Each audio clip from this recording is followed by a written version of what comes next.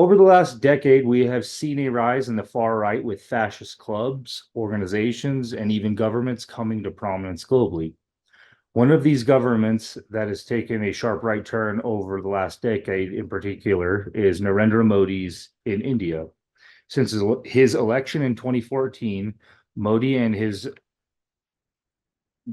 forgive me for this, Bharatiya Janata Party, or BJP, supported by their militant and ideological counterpart, the Rashtriya Swayamsevak Sangha, or RSS, have rolled back democratic institutions, revoked citizenship for sections of their population, and have ramped up their colonial project in Kashmir and Jammu.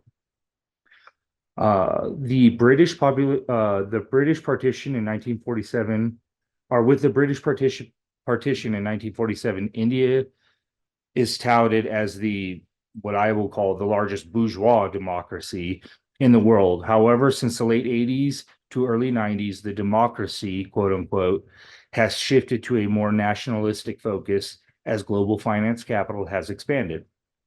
Since the mid 2000s, this acceptance of a more nationalistic mindset has allowed the BJP and RSS to kick off their fascist creep to power. In order to understand how we got here and how we can combat this as internationalists, we have to understand the historical and material conditions that have helped lay the groundwork for today.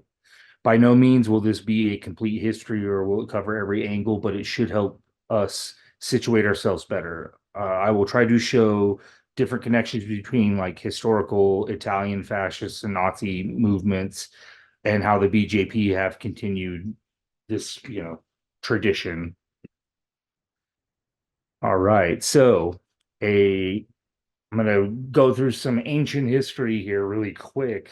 So on January 22nd, 2024, Narendra Modi, along with many of India's influential elites, if you look up here, this is a Jonas brother, Nick Jonas, I think, and his wife, Priyanka, who's like one of the biggest Bollywood stars.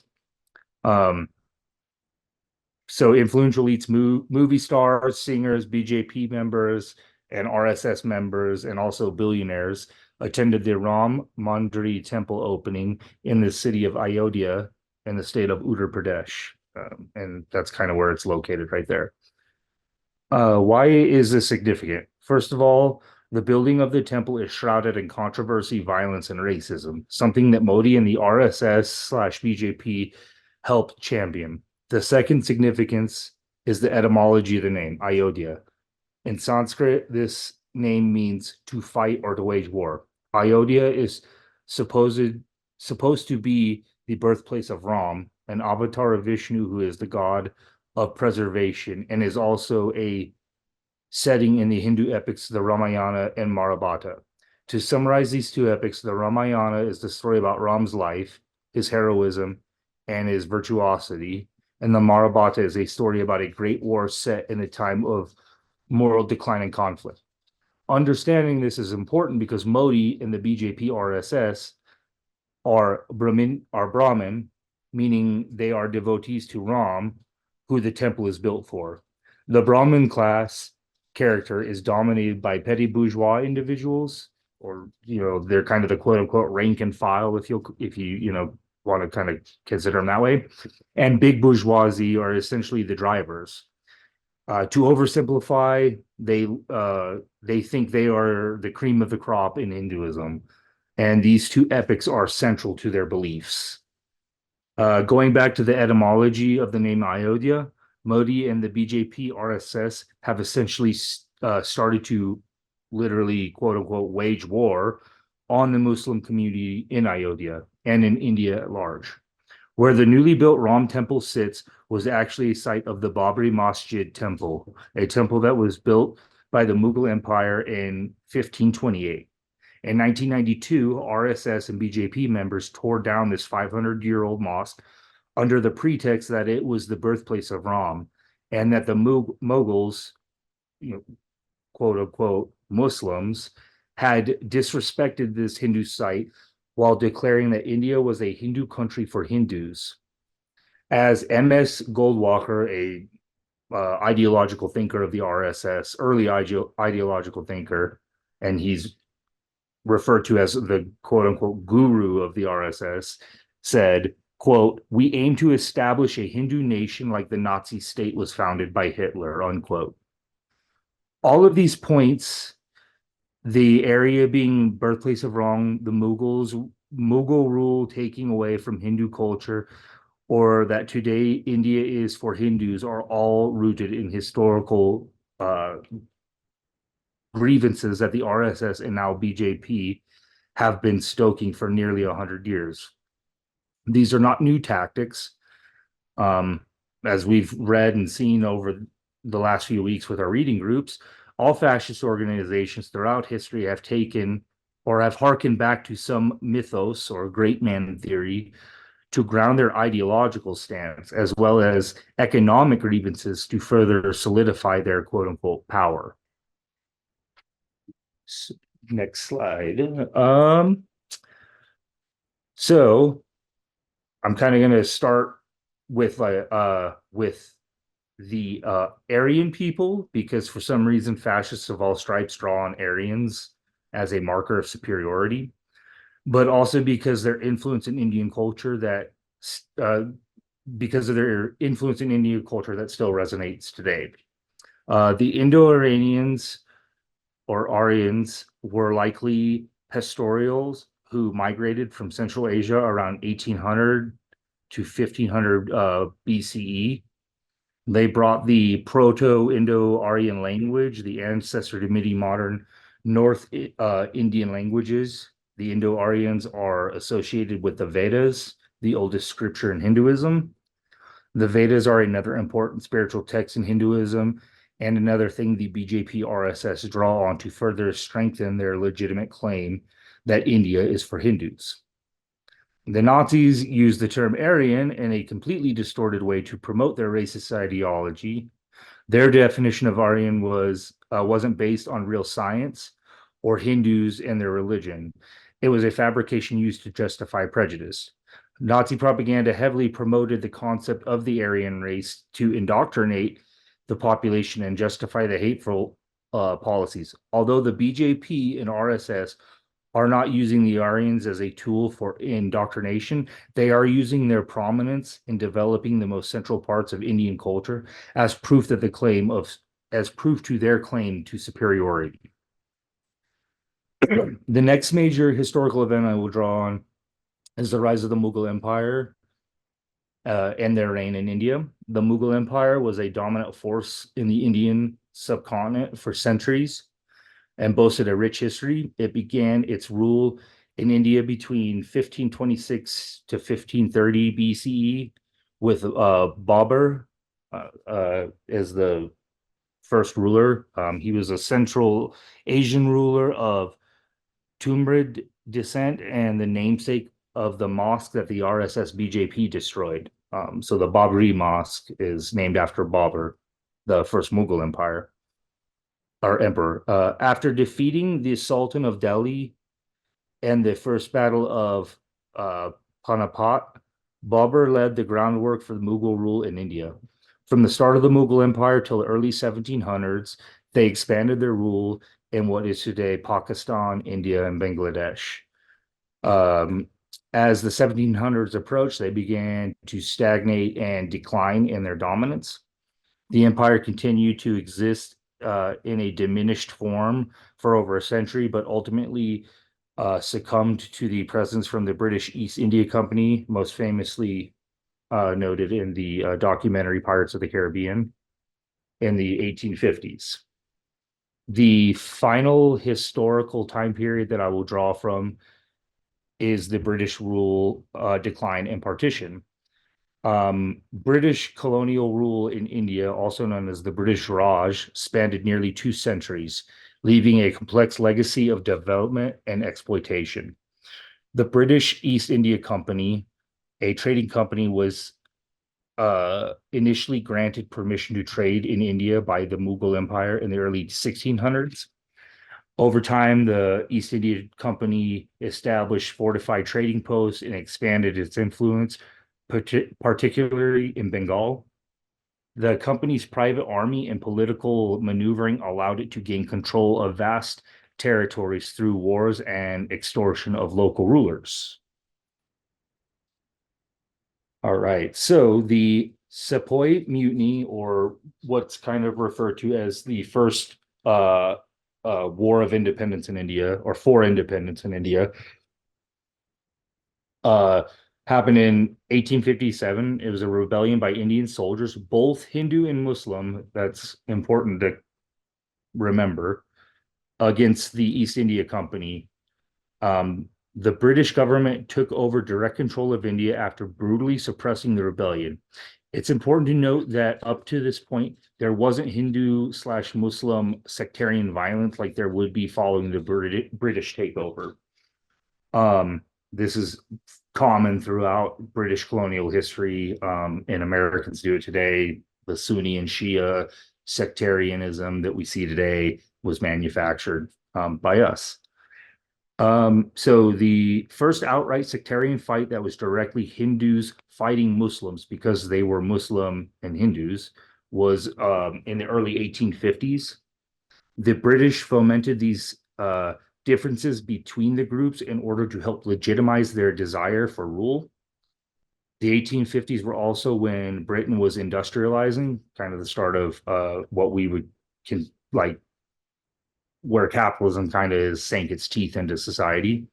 So India's raw goods and abundance of cheap labor were necessary for their global dominance. The common saying is India was the crown jewel of Britain. So you could tell how important they were there. The British focused on resource extraction and cash crops like cotton, often neglecting the needs of Indian farmers. This contributed to devastating famines. The introduction of Western education and ideas led to the rise of Indian nationalism for independence. Some of these groups were for a secular India, just a complete abolition of colonialism, and others were for Hindu and Muslim sections, completely um, like ethno states, basically, or religious states.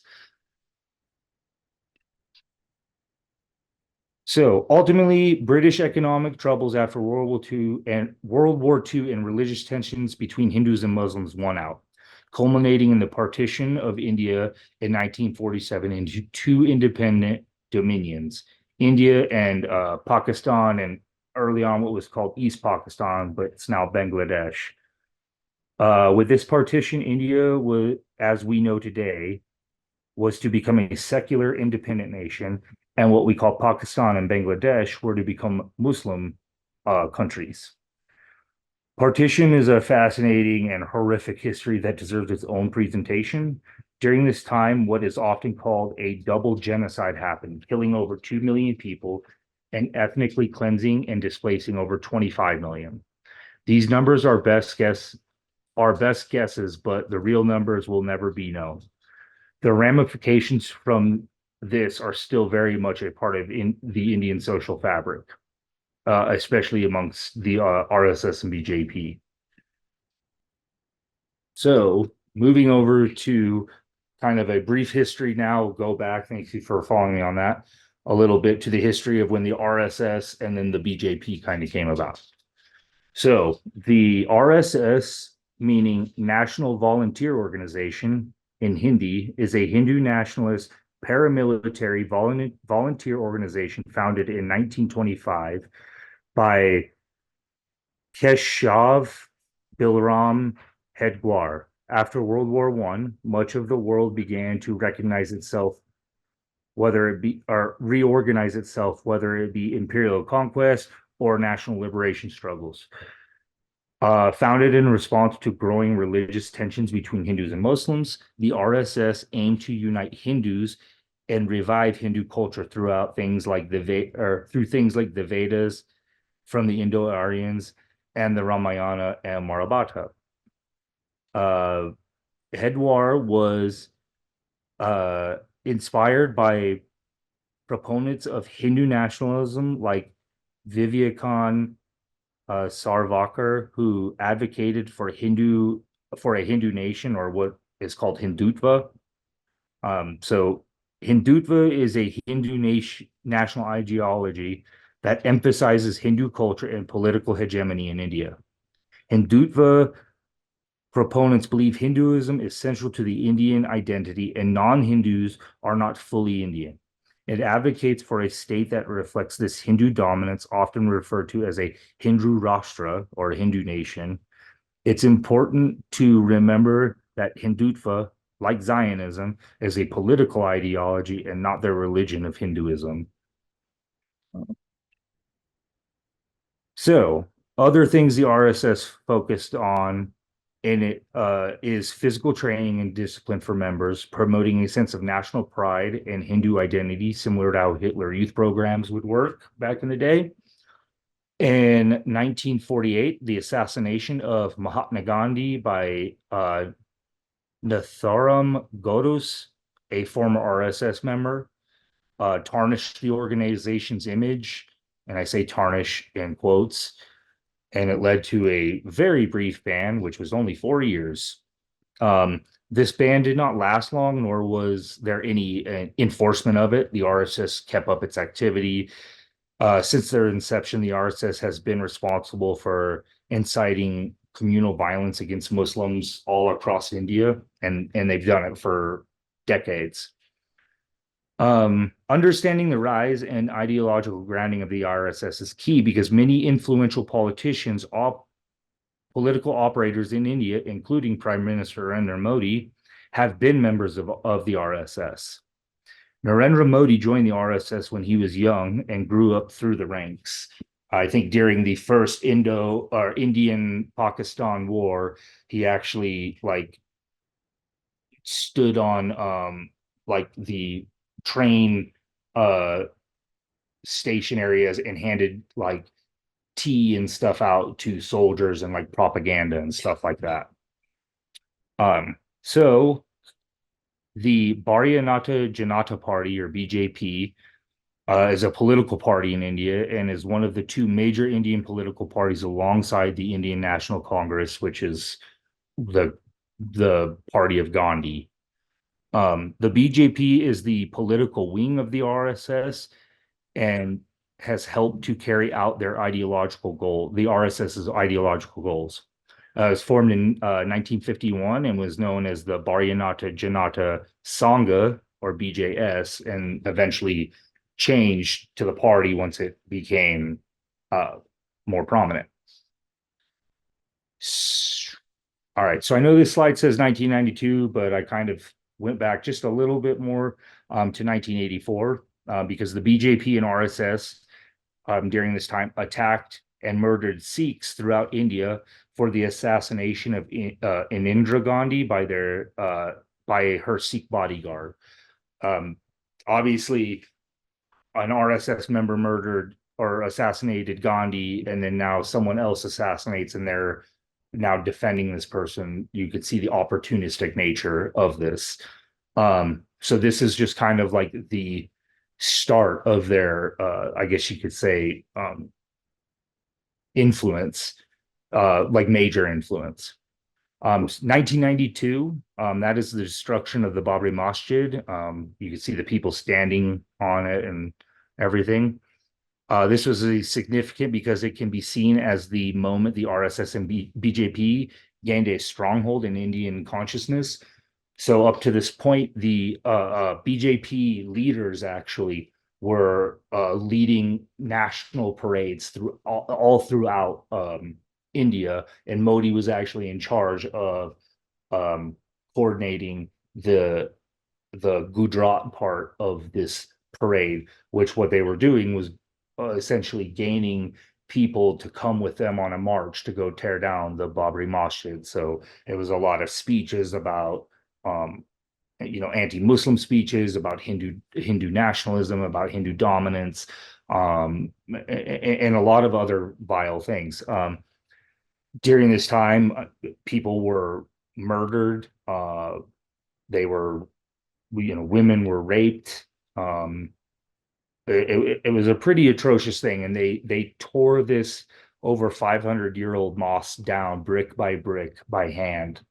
and leveled it. This Mughal mosque that was named after the first Mughal Empire because or emperor because this was a message being sent, right? A cultural message. So kind of jumping ahead a little bit, another major event in 2002 in Gujarat, an extremely conservative area of India, again, where Modi helped first as an RSS member establish the march, went on a many people there went on a mass killing spree that is classified as a pogrom of Muslims, all because of the Gurdwara train burning. So the train was returning from Ayodhya, the place where the Babri Masjid was, with Hindu pilgrims. Tensions flared between some Hindus on the train and Muslim vendors that were on the platform.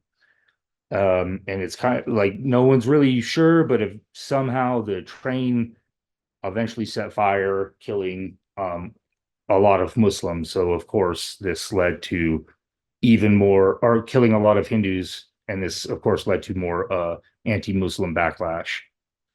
So, um, the Salwa Judum, this was a militia that was mobilized and deployed as part of a counterinsurgency operation in Chhattisgarh.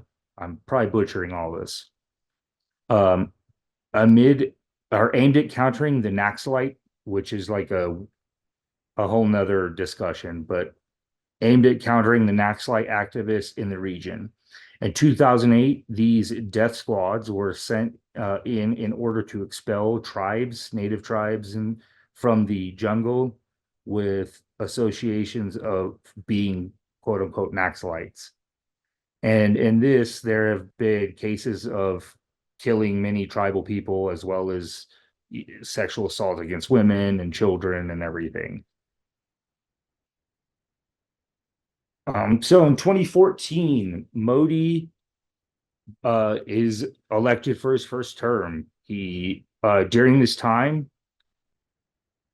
um, with the support of the BJP and RSS, he sought to establish Hindu supremacy, enacted the Indian National Registration Act, which stripped many citizens, not just Muslims, of rights because they do not possess historical documents, basically birth certificates, which is very common in India, um, and not like a abnormal thing. So this not only stripped Muslims of this, but it also stripped a lot of under the Brahminical ideology, lower caste people like the Dalit caste or whatever, who might not have any of these things, so they're no longer considered Indian citizens. Um, so with this act, non-Muslims can gain citizenship. So like the Sikh or like non-practicers, there are Christians, um, but Muslims will remain stateless. They have enacted the prohibition of unlawful conversion of religion ordinance 2020, which the BJP RSS have dubbed the love jihad. Um, I'm gonna. This is kind of talking about the love jihad right here. Um, this law, quote unquote, protects Hindu women and their, again, quote unquote, honor from Muslim men by preventing uh, interfaith marriages. So yeah, that's really cool. They have pushed for a ban on beef consumption because the cow is a sacred animal to in Hindu culture. They have pushed for the end of halal products. Um, they have a mass media outlet at their disposal, which spreads the ideology of Hindutva to the masses. They have done economic boycotts of Muslim owned businesses and professionals, cutting them out of even a capitalist life. So just completely marginalizing, um, which is similar to things that uh, the Third Reich did during their time. I mean, they had the laws protecting the German blood and honor and banned marriage of, between Jews and Germans. They had the law banning kosher slaughter. They had their propaganda ministry. Um, yeah, so a lot of through lines coming through. Um, So in 2019, they placed Kashmir under a total media blackout, during which the army conducted operations killing and detaining hundreds, if not thousands.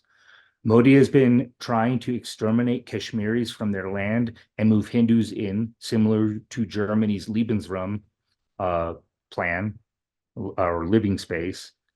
They have gone into Muslim neighborhoods and throughout India and demolished them, only to build homes for Hindu families. They refer to Muslims as Rakshasa, which means demon, who fought Ram. They have changed school textbooks to completely erase Mughal history. Here's a fun fact: Mein Kampf is one of India's top-selling books and is used in their economic classes. The RSS runs the largest school network in India. All of these acts are identical to, as I said earlier, what Nazi Germany did early on in their in their rule. So first, or to kind of end this little bit, I don't want to say that India as a whole is fascist, but at the moment, I do see there is a fascist party in charge with a militant organization that has committed pogroms, ethnic cleansings, and ethnic cleansing campaigns under the guise of the BJP. Uh, the, to say the BJP and the RSS are similar to the Republican Party and I don't know the Proud Boys is a misnomer. The RSS is directly connected to the BJP. The BJP has its own separate militant organization where the Republican Party does not. The Proud Boys just simp for them, but at the end of the day, it's not the same situation. Um, so the other thing I want to point out is in the last year, um, India, the Modi has attempted to have, or actually has had a Sikh individual, a Sikh separatist in Canada assassinated, and recently tried to assassinate another Sikh separatist in New York City. So the Hindutva movement and things is also moving over into um, the U.S. Tulsi Gabbard, the Hawaiian congressperson, is a supporter of this type of thing because she grew up in a Hindu cult and they are extremely conservative and they're very Brahminical in their thought. So to end, how do we orient and fight this? Well, one thing we've talked a lot about this over the last weeks through our discussions on what is fascism and how to fight it. And it always seems like the easy answer, but mass movement, mass political orientation um, to counter these things. This is not to say that every person in India is a supporter or follower of the BJP RSS. There, I mean, India is a huge country with an enormous population. Um, and we've seen throughout, especially through COVID, the farmer strikes and everything that's gone on. And I do not believe you can vote fascism out, but Modi, BJP, everyone is saying this last thing. They lost big, but honestly, that doesn't mean anything considering that this organization has been around since 1925. They are not going anywhere. They've been escalating and ramping up their violence. The uh the government doesn't quite work the same here. I mean, at the end of the day, Modi is the head of the government. He is a BJP and RSS member. And I think it's worth paying attention to and seeing, especially as internationalists, um, to kind of see what plays out in the future. Do they does it get even more stringent and strict now that there isn't the quote unquote uh, dominance in parliamentary politics? So again, and how we fight this is through educational things like this, understanding these situations, understanding how they rise, how they come to power, um, through mass mobilization and organization, through intervention and struggle. Here in the U.S., like I said, Hindutva is a thing here, especially with uh, the Palestinian liberation movement. It's a thing to really be cognizant of and um, consider. So yeah, I'm gonna end that there. And as Jason would typically say, let's fight.